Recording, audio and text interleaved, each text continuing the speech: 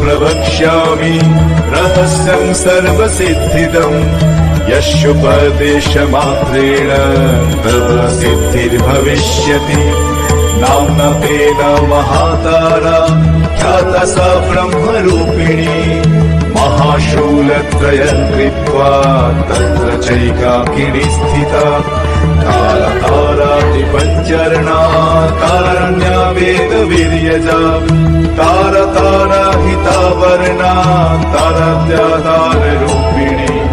ताररात्रि समुत्पन्ना ताररात्रिवरोद्यत ताररात्रि जपाशक्ता ताररात्रि स्वरूपिणी तारराग्निश्वसन्तुष्टा तारराग्निवरप्रदा तारराग्निस्वरूपा च तारराग्नि